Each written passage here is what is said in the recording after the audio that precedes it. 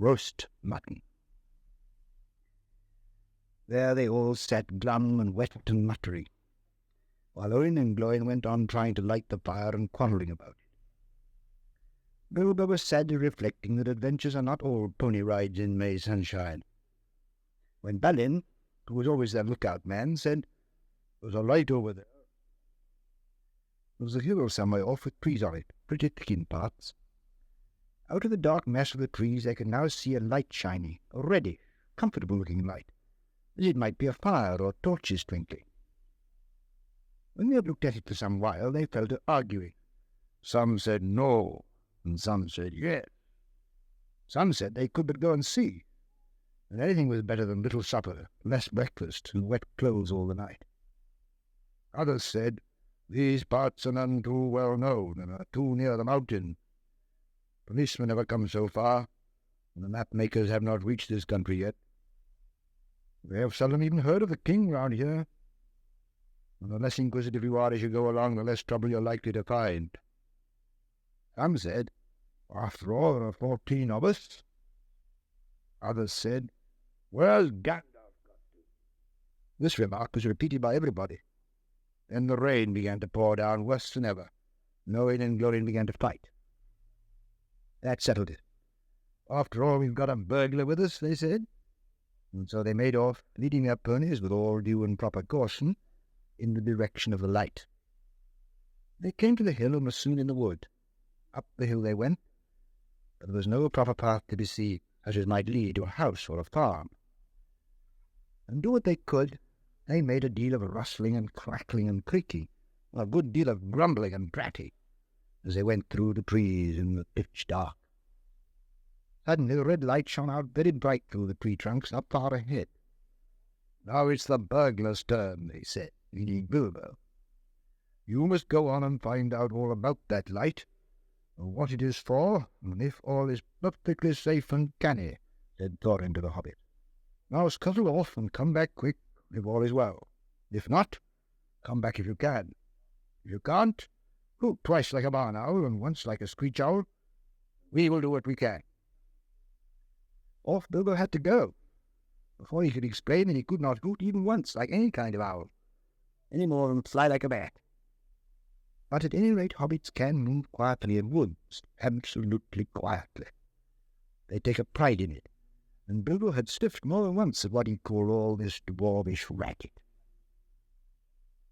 Though I don't suppose you or I would have noticed anything at all on a windy night, not if the whole cavalcade had passed 2 feet off. As for Bilbo walking primly towards the red light, I don't suppose even a weasel would have stirred a whisker. So naturally he got right up to the fire, for fire it was, without disturbing anyone, and this is what he saw. 3 very large persons sitting round a very large fire of beech logs. They were toasting mutton on long spits of wood and licking the gravy off their fingers. There was a fine toothsome smell. Also there was a barrel of good drink at hand, and they were drinking out of jugs. But they were trolls, obviously trolls. Even Bilbo, in spite of his sheltered life, could see that, from the great heavy fleshes of them, and their size, and the shape of their legs, not to mention their language, which was not drawing room fashion at all at all. "Mutton yesterday, mutton today, and blimey if it don't look like mutton again tomorrow," said one of the trolls.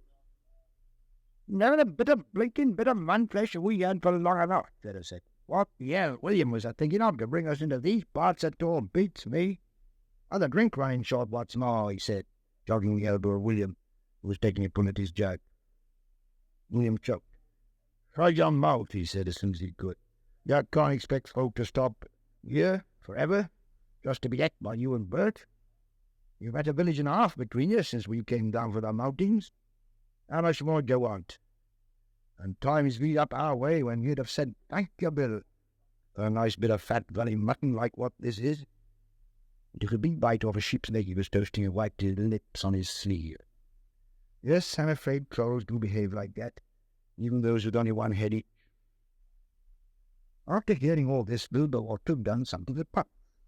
Either he should have gone back quietly and warned his friends that there were 3 fair-sized trolls at hand in a nasty mood, quite likely to try toasted dwarf, or even pony for a change, or else he should have done a bit of good quick Berkeley. A really first-class and legendary burglar would at this point have picked the Troll's pocket. It is nearly always worthwhile if you can manage it. Pinched the very mutton off the spits, purloined the beer, and walked off without their noticing it. Others more practical, but with less professional pride, would perhaps have stuck a dagger into each of them before they observed it. Then the night could have been spent cheerily. Bilbo knew it. He had read of a good many things he had never seen or done. He was very much alarmed as well as disgusted. He wished himself 100 miles away, and yet somehow he could not go straight back to Thorin and company empty-handed. So he stood and hesitated in the shadows. Of the various burglarious proceedings he had heard of, picking the Troll's pocket seemed the least difficult, so at last he crept behind a tree just behind William. Bert and Tom went off to the barrel. William was having another drink.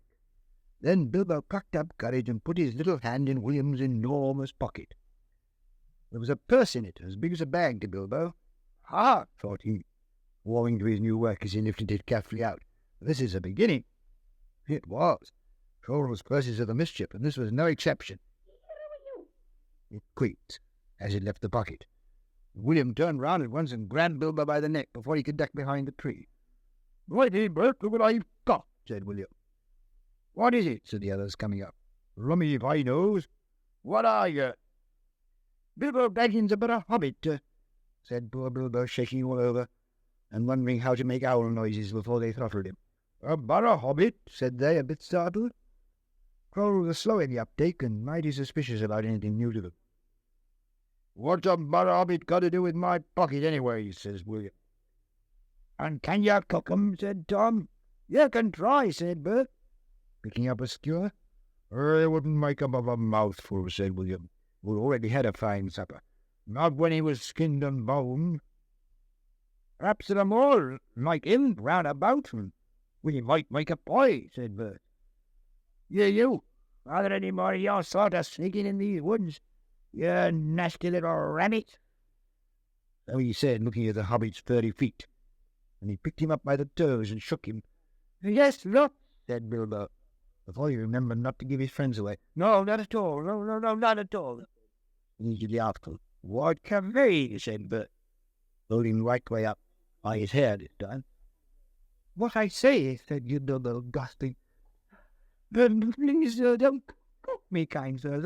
I'm a good cook myself, and cook better than I cook, if you see what I mean. I'll cook beautifully for you, a perfectly beautiful breakfast for you, if only you won't have me for supper." "Poor little blighter," said Billy. "I told you he had already about as much supper as he could hope. Also that he had lots of beer. Poor little blighter, let him go." "Not till he says what he means by lots and none at all," said Billy. "I don't want to have me throat cut in his sleep. Hold his toes in the fire till he talks." "I won't have it. I caught him anyway." "You're a fat fool, William," said Bert, "as I've said afore this evening. Or you're a lout. And I won't take that from you, Bill Huggins," said Bert, and puts his fist in William's eye. Then there was a gorgeous row. Bilbo had just enough wits left, when they dropped him on the ground, to scramble out of the way of their feet before they were fighting like dogs and calling one another all sorts of perfectly true and applicable names in very loud voices.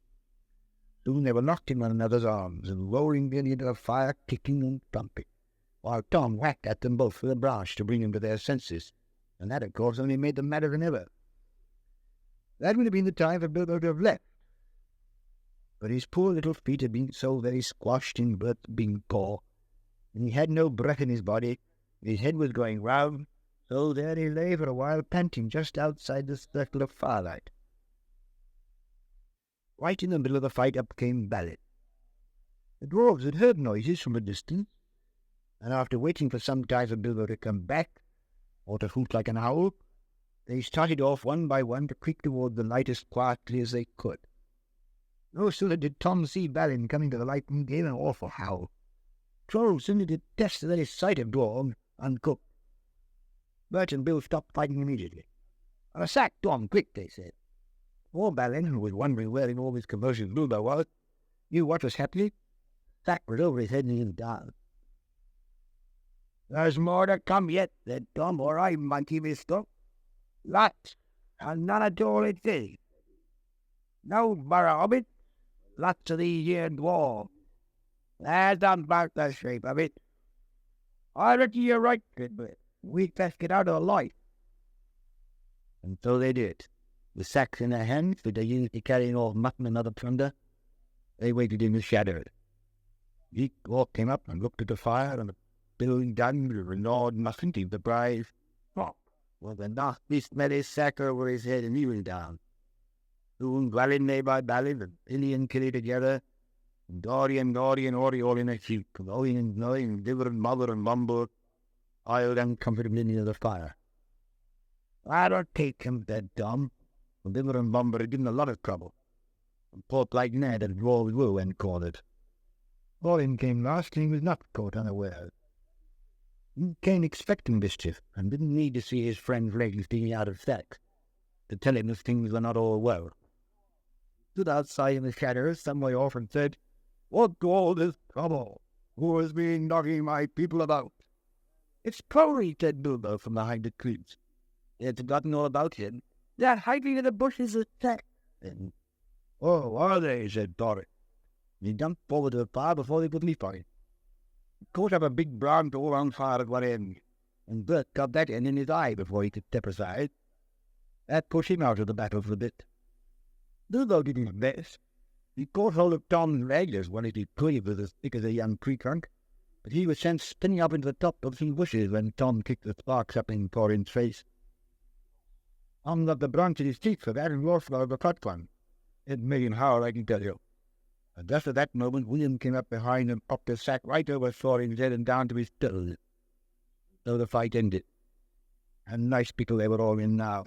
All neatly tied up in sacks, the 3 angry trolls, and 2 with burns and bashes to remember, sitting by them, arguing whether they should roast them slowly, or mince them fine and boil them, or just sit on them one by one and squash them into jelly.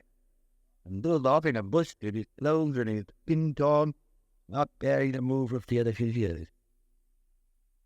Just then the Gandalf came back. No one thought. The trolls had just decided to roast the dwarf an hour and from later. That was Bert's idea. After a lot of argument, they all agreed to it. "No good roasting 'em now. It'll take all night," said the boy. Bert thought he was William. "Don't start the argument all over again, Bill, or it will take all night." "Who's arguing?" said William, and thought he was Bert for this person. "You are," said Bert. "You're a liar," said William. So the argument began over again. In the end, they decided to mince them fine and boil them. So they got a great black pot and took out their knives. "Now, good boy, them. It's got no water. It's a long way to the well and all," said a voice. Bert and William thought he was dumb. "Shut up," they said, "or we'll never have done. Or you can fetch the water yourself if you say any more." "Shut up yourself," said Tom, and gone with William's voice. "Who's argument you, I'd like to know?" "You're a booby," said Bobby, you're Tom.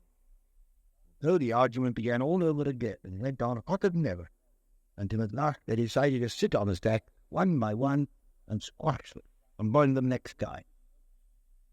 "Who shall we sit down first?" "And I sit on it last, fellow." Bert, whose eye had been damaged by Thorin, he thought Tom was talking. "Don't talk to yourself," said Tom. "But if you want to sit on the last one, sit on him. Which is he?" "The one with the yellow stockings." "Nonsense, the one with the grey stockings," in a voice like William. "I made sure he was yellow," said. "Yellow it was." "Then what you say was grey for?" "I never said it. Tom said it." "And I'm going to do it," said Tom. "With you." Go one to shut your mouth, then. Who are you talking to?" "Ah, stop it," said Tom and Bert together. "The night's getting on and dawn comes early. Let's get on with it." "Dawn take you all and it don't do you." Their voices sounded like William's, but it wasn't. And just at that moment the light came over the hill. There was a mighty twitter in the rock.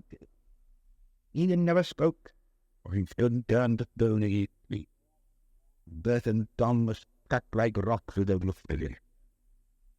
There they stand to this day all alone, and if the bird perch on them. The trolls, as you probably know, must be underground before dawn, or they go back to the stuff of the mountains they are made of and never move again. That is what had happened to Bert and Tom and William. Excerpt, said Dan. He's just behind the bushes. He helped Bilbo to climb down out of a thorn tree. Then Bilbo understood. It was the weird voice that had kept the trolls bickering and quarrelling until the light came and made an end of it. The next thing was to untie the sacks and get out the door. They were nearly suffocated and very annoyed, for not at all enjoyed lying there listening to the trolls making plans for roasting them and crushing them and mincing them. They had to hear Bilbo's account of what had happened to him twice over before they were satisfied. So they darned to go practicing burglary and pocket picking, said Bumble, when what we wanted was fire and food. And that's just what you wouldn't have got of those fellows out of trouble in any case. Anyhow, you're wasting time now. Don't you realize that the trolls must have a cave or a hole done somewhere near to hide from the sun in? We must look into it.